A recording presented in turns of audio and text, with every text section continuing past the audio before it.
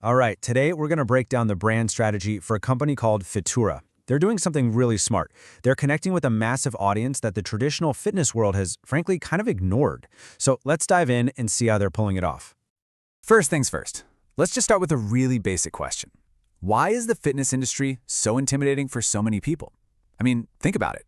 The images you see, the language they use, the unspoken expectations. It's a really powerful question. And the answer to it is the exact problem Fitoura built their entire brand to solve.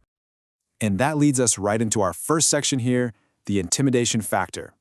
This is all about that gap in the market that Fitoura spotted, the one everyone else was missing.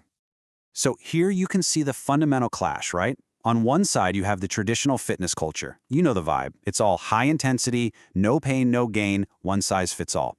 But on the other side, you have what beginners actually need. They need support, a little encouragement, and just a simple focus on, getting started.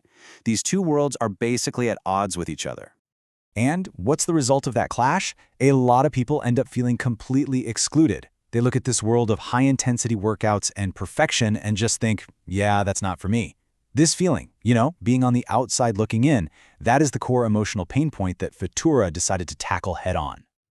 So, what's Fitoura's big idea to solve this? That brings us to our next section. Instead of being another drill sergeant, they decided to introduce themselves as a partner. Here's their entire positioning right here in one sentence: a supportive partner that guides you through your unique wellness journey. The words they chose here are so important. Supportive partner, that says collaboration, not command. And unique journey, that tells you, hey, your path doesn't have to look like anybody else's. It's incredibly validating. And all of this flows from a very clear, very powerful brand purpose, just to empower individuals. Simple as that. The goal isn't to force people into a specific mold, but to give them the confidence and the tools to figure out what success means to them. So their core focus is really about completely reframing what we think of as progress. Instead of obsessing over reps and records, they prioritize personal growth. They also push for consistency over intensity. This is huge because it taps into how habits actually form. The goal isn't to be perfect, it's just to build a routine you can actually stick with. And maybe most importantly, they encourage celebrating small steps. Now, this isn't just feel-good fluff, it's about creating these tiny dopamine rewards that reinforce the good behavior and make the journey itself feel like a win. But having a great philosophy is one thing. You've got to communicate it. And that brings us to the how they actually do it. They created a very specific voice of encouragement. I love this quote from their own brand guide. It says their goal is to use uplifting language to motivate users without judgment. That little phrase, without judgment, that's the whole secret sauce right there. That's how they create a safe space for people who are, let's be honest, probably afraid of failing or being criticized. This voice is really built on three key things. It's empathetic, which just means it signals, hey, we get it, this is hard. And that immediately helps people lower their defenses. It's also encouraging, like a constant cheerleader that helps you push past self-doubt. And finally, it's inspirational, but not by showing you some impossible ideal. It inspires by helping you imagine a positive, achievable future for yourself.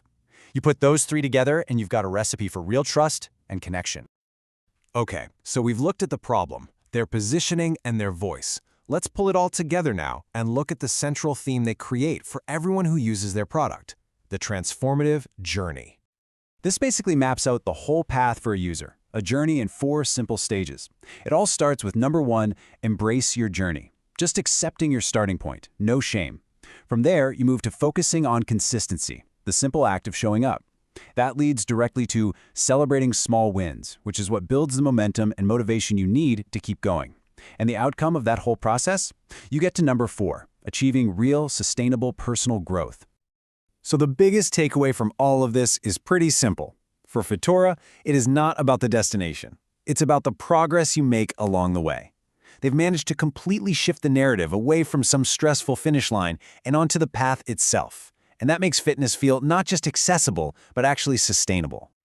And that just leaves us with one final thought. Fitoura's whole strategy is really built on reframing one single idea. So I'll leave you with this question to think about. For any goal we set for ourselves, what if progress isn't some finish line we have to cross, but is simply the path we're already on?